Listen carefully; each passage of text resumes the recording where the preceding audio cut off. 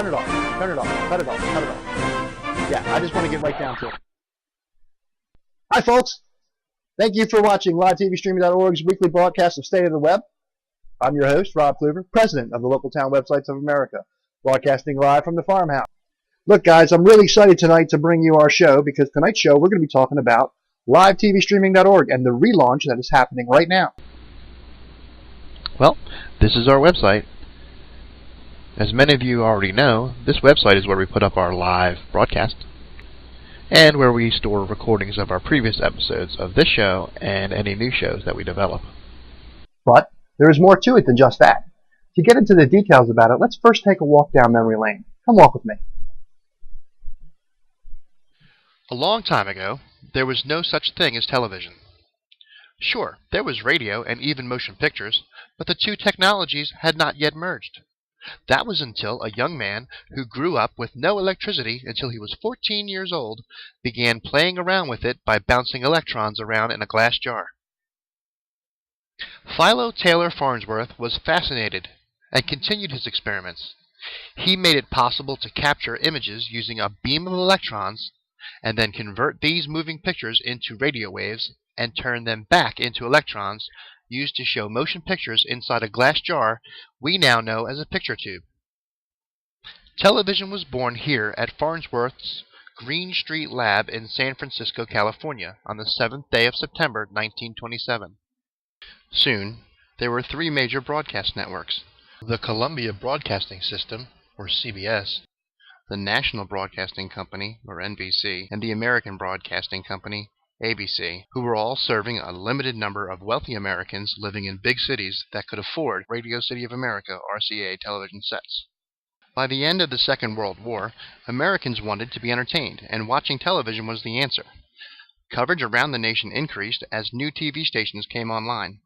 By 1964, enhancements to the technology took a major turn as color began to replace black and white broadcasts and TV sets. The Public Broadcasting Service, PBS, was formed in 1967, a government and donor-funded non-commercial network of more than 300 stations, making it the largest network of stations in the U.S. In the meantime, Community Antenna Television, or CATV, better known as cable, began to take hold as they were able to put up a group of antennas to capture distant stations and then distribute that signal back down to the homes and towns which would normally be unable to receive the broadcasts using a standard rooftop antenna. In larger markets such as New York City, which had more than 80,000 cable subscribers, new networks sprang up without the need to broadcast using radio waves. Some of these stations included the Home Box Office, or HBO, Music Television, MTV, C-SPAN, ESPN, Nickelodeon, and CNN. Satellite television also took hold, where cable networks could broadcast their entire lineup to individual homes using dishes that could receive reflected signals from space. By the dawn of the new millennium, the Internet and the World Wide Web has grown to become a major media outlet for personal entertainment. Just about every television channel has its own website allowing you to interact with rather than simply watch your favorite programs. Broadband networks made it finally possible to view full-length video and audio broadcasted across the Internet and into millions of homes or mobile devices. Increased bandwidth data rates has made it possible for us to instantly watch live and on-demand television programming from around the world without the need to pay for costly subscription fees to major content aggregators such as existing cable and satellite providers. Hey Rob, wait, I want to talk about the rise of live TV streaming. Our founder of live TV streaming was once an active advocate for free-to-air, or FTA, satellite television services. He spent many years helping people set up and install their own equipment to grab programming out of the air, bypassing costly subscription fees. In March 2010, his private home, where he managed his websites, was raided by the U.S. Marshals, executing a federal judge's order, without any due process of law, removing all computers and equipment that Robert had invested in over the years, even his home telephone. This action was an evidence seizure as part of a $3.5 million civil lawsuit filed against him by Dish Network, as he never significantly profited in his effort to help those unable to afford cable or satellite television and having no other means to get by. Robert and his family were left with nothing, and a judge prohibited him from permanently working on any satellite piracy-related websites. They were forced to move away from their home and collect food stamps and cash assistance just to survive. On a shoestring budget, Rob Kluver created this website, hoping to once again do his part to combat the rising cost of television subscription fees. This new project is specifically designed to work completely within the confines of U.S. copyright law, the Digital Millennium Copyright Act, or DMCA, including its safe harbor provisions. He is guided by a clear conscience, reliant on existing laws and government regulations, including precedent-setting court decisions and opinions to effectively continue his efforts to bring free television to the masses. The Internet is our last great hope for enjoying the exercise of the benefits of our First Amendment rights. While our Constitution provides for the protection against abridging the freedom of speech and any infringements against the freedom of the press, greedy corporate commercial enterprises attempt to nullify our rights, restricting your access to hear the freely spoken and broadcasted speech and press. I will dedicate my life to ensuring you will have access needed to enjoy your rights that our fellow countrymen have fought and died to defend. This website is Robert's model for aggregating television stations and networks from around the world into a safe and freely accessible environment for everyone to watch and to enjoy. Okay, well, we've been down memory lane and we've discussed some of the history of television and how things have been heading over the years. LiveTVStreaming.org is where everything comes together. That's where the future of television and entertainment is going to be. Not just on our website, but others like ours. What we do here is we aggregate a number of station feeds from around the world into our website and allow you to navigate to them and watch them and enjoy them on your own personal computer or mobile device. It's very important that you understand that we do not actually host these streams ourselves. Matter of fact, we have nothing to do with that at all. Our members are able to suggest streams for our database that can be added in, but we have no way of confirming the actual source of that content. All of the content that is served on our pages comes from the servers of the people hosting them and not us. Therefore, we have no way to control the content that you see on those stations. Since we do not manage these streams, we also have no control of whether or not they go up or they go down. We do, however, periodically check to see which streams are working and which ones are not. But we must point out that we do not endorse or condone what's called copyright infringement here. What that means is that if you do not own the rights to a work, you can't just go ahead and upload it and host it for everyone else to view if you don't have the rights to do so. So please, if you're adding a stream to livetvstreaming.org, please make sure that you have the rights to do so before doing that. We do not engage in or promote the direct infringement of the rights of any station owner or content creator. To be clear, in order for there to be an infringement of copyright, you must reproduce a work and then distribute that work. This is not what we do here at all. All we do is add technical data to our database on the location of a stream that our members have previously viewed and confirmed to contain streaming video from a specific station. We then provide that technical link to the stream of an embeddable content object on one of our web pages, and your web browser then displays that content in question, not from our servers or our network, but from the person or company that is hosting that particular stream. When it comes to copyright infringement, there are several types that every webmaster or blogger should know about when providing links or embedded content from third parties which may or may not be infringing. We have gone through great lengths to ensure the legality of the operation of our website in order to limit our liability and prevent lawsuits like the one I faced some years ago without a firm understanding of copyright law.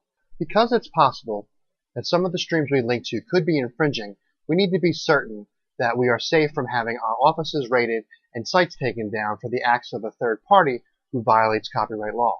The Ninth Circuit Court of Appeals, in the case of Perfect 10 versus Google Inc., held that Google's images, inline linking of copyrighted photos posted on third-party websites, did not constitute direct copyright infringement on the plaintiff's display or distribution rights because no actual copies of those images were ever stored on Google's computers. The court wrote, Google does not have any material objects in which a work is fixed and from which the work can be perceived, reproduced, or otherwise communicated.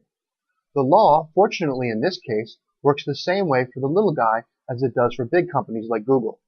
If we were to actually use our own computers to capture or copy the original broadcast and then retransmit it ourselves, we would be liable for direct copyright infringement. Since we don't actually copy, reproduce, or distribute anything, we should be safe from direct copyright infringement claims. Oh, but there is still contributory copyright infringement. This is when you can be sued if you didn't actually copy or distribute anything yourself, but in some way you made contributions to the infringing acts of others.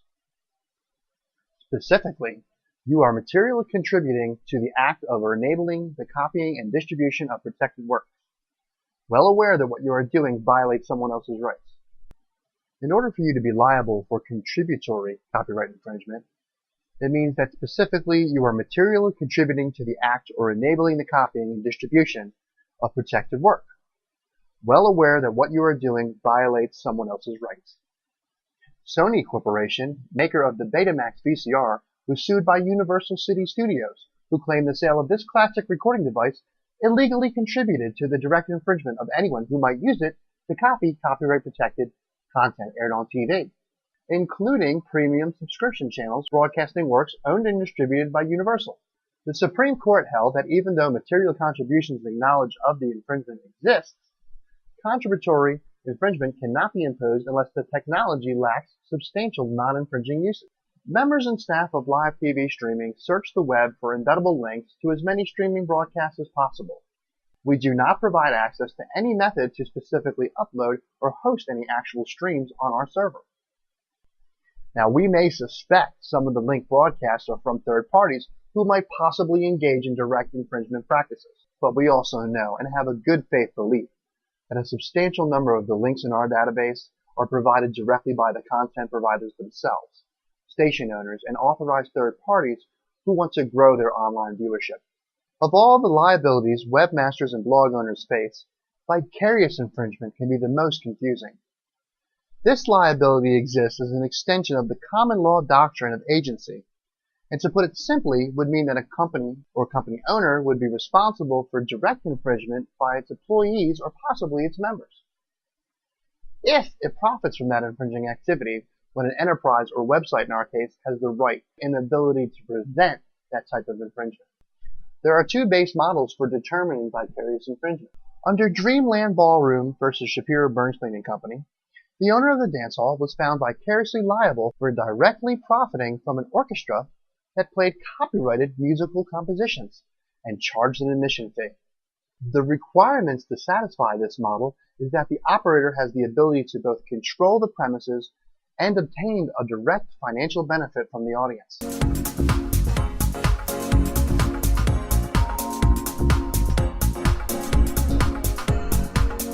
For instance, a dance club with a cover charge selling alcohol who employs a DJ that regularly plays unlicensed MP3 tracks, they can be held vicariously liable.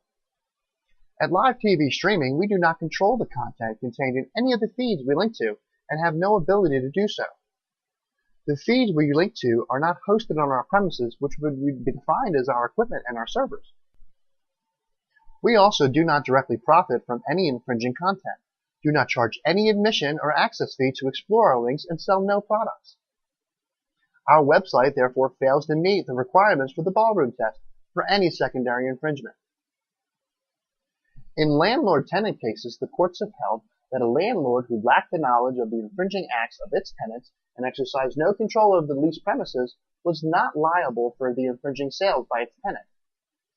However, the owner of a flea market who rents the space to a vendor who's regularly selling infringing goods like copied tapes may be held liable if, learning after the vendor's activity, the flea market allows the vendor to remain and continue renting that space. Well, we do not rent any space on our websites, nor do we have any facility where we directly allow anyone to host any material, infringing or otherwise, on our servers. So we feel it's safe to assume that this test cannot be applied to us at all. However, we do have memory blocks on our database that are capable of storing technical link information. These are simply addresses of properties, hosted by some other party, which pays us no rental, storage, or listing fee. We do not own, control, or influence what goes on at any such property. To allege that we do would be like alleging a telephone directory assistance operator is inducing infringement by giving you the telephone number of a store inside a mall that might be selling infringing goods. Inducement of copyright infringement is generally defined as one who distributes a device with the object of promoting its use to infringe copyright, as shown by a clear expression or other affirmative steps taken to foster infringement, and is therefore liable for the resulting acts of infringement by those third parties. What? Okay, to relate, a website that provides you with the features allowing you to distribute copyrighted works and telling you you are able to use it for that purpose could be considered inducement. While we do provide information on how to stream video and offer methods on how to list links for your streams in our database, it is not our intent to endorse or foster infringement of any kind. We also do not provide a means to distribute anything. Only a hosting provider could do so. The streams are never copied to our servers and are never delivered to you from our network in any way. You know, another thing webmasters need to be aware of is this claim of false designation of origin, defined in consumer law as when a seller lies about the original maker of a product. In the case of a website like ours, claiming the content appearing on a page is from a particular entity when it's not, could clearly get you into some trouble.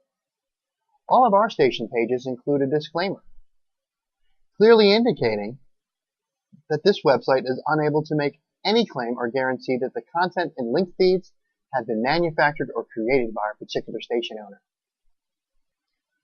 Other provisions within Title 15 of the United States Code Section 1125 provides additional protections against bad faith profiteering when using or abusing the trademarks owned by someone else. However, it is very important for webmasters to understand and stand your ground on one of the most important provisions of law. These are the exclusions from civil liability. Fair use. Fair use. Fair use. Fair use. Fair use. Fair use. Fair use. The following shall not be actionable as dilution by blurring or dilution by tarnishment under this subsection. Any fair use, including a nominative or descriptive fair use, or facilitation of such fair use of a famous mark by another person other than as a designation of source for the person's own goods or services, including use in connection with advertising or promotion that permits consumers to compare goods or services, or identifying and parodying, criticizing, or commenting upon the famous mark owner, or the goods or services of the famous mark owner. All forms of news reporting and news commentary. Any non-commercial use of a mark. We understand and appreciate the laws designed to protect content producers from having their rights infringed upon. Every webmaster and blog author expects to share these same exact rights when producing content for our readers. We have to stand up, however, for our fair use rights, as it goes hand in hand with our First Amendment rights. Don't lose the rights that you've already been afforded by the Constitution. We can't just allow big commercial enterprises to lock down everything. You can't talk about it, you can't say nothing about it.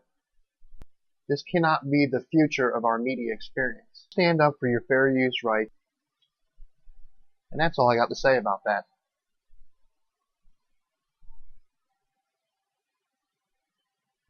What, did you really think I was leaving? There's way too much more stuff to talk about. In fact, we're going to talk about something that cable and network operators need to know, because a reckoning is coming, and it's online media. Take it away, Seth. Cable and satellite providers are facing a reckoning. The monopoly over content delivery is steadily drawing towards a close. Netflix, once known to be merely a mail-based video rental service, has grown into a huge online streaming operation offering full-length shows and films over an internet connection to hundreds of thousands of homes daily. They now produce and deliver their own critically acclaimed shows such as its very successful House of Cards series and relaunched Arrested Development. Two well-known soap operas which were canceled by the American Broadcasting Company have also come back to life. One Life to Live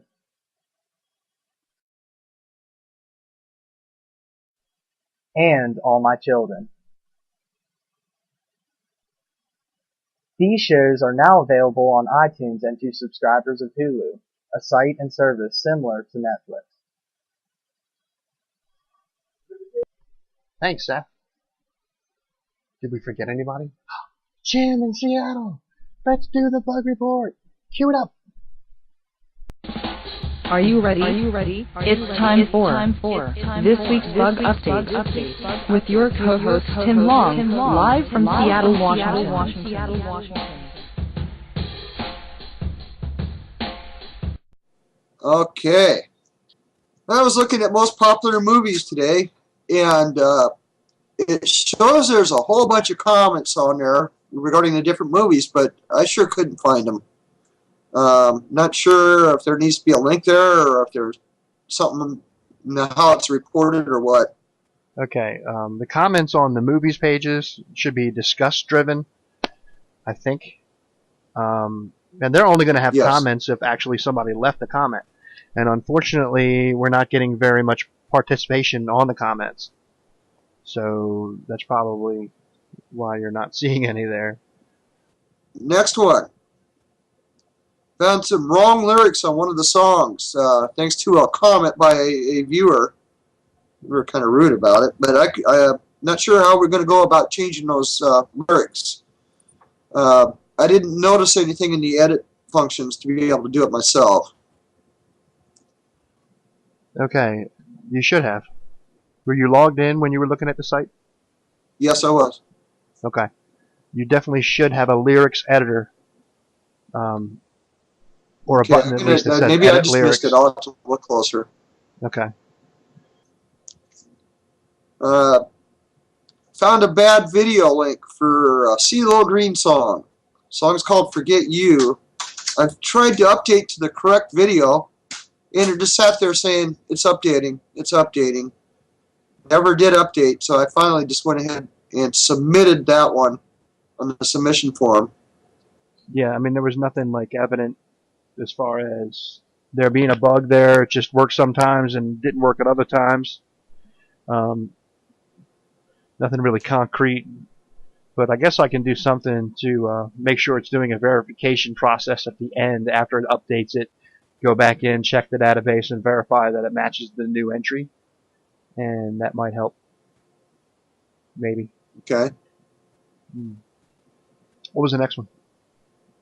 On most popular websites, I had a thing pop up in the bottom of the screen asking if I wanted to open or install a button.js from api.twitmeme.com.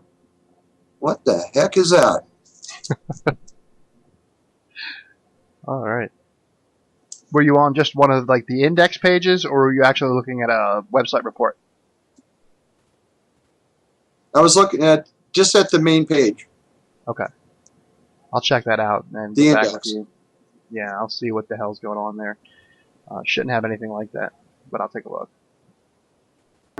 Okay. There was a user online posted a message. They're looking for the music so they could play the song on their piano. I answered back to him. Says, unfortunately, that sort of thing is copyrighted, and they would probably have to purchase it. Yeah, I tell you what, I got a complaint actually. This came in through Google, through my Webmaster Tools for most popular songs, where they were going to take down our artist page for Eric Church. And the reasoning for that was an infringement of copyright. And on that page is basically just the album covers, which link to Amazon to buy those actual albums. And if you click on our little icon there, it comes up with the track list, and then we'll take you to the individual music videos for each one of those songs. And they actually submitted or requested a takedown notice on our pages for that to Google, which I counterclaimed and said that, this is completely fair use and it's absurd. And after doing some research, I found out that the company that's doing this is actually a third party. It's not even Eric Church's people. It's another company out there that's saying, hey, we think that your pages contain infringing material, but they actually don't. They group me in with about 100 or so other links where they have torrents for downloading MP3s. And all we do is embed YouTube videos and help people find the music videos by artists. That's it. So there's really no violation there. But when it comes to sheet music and putting sheet music up there, yeah, that could be a violation. Any follow-up comments, Tim? No. I got nothing. Got nothing. All right. Okay. I'm sorry. I'm not sure. I don't know where to go. That's all right. Neither do I. That's it for this week's episode. We'll see you next time on State of the Web. God bless the local town websites of America. So long, folks.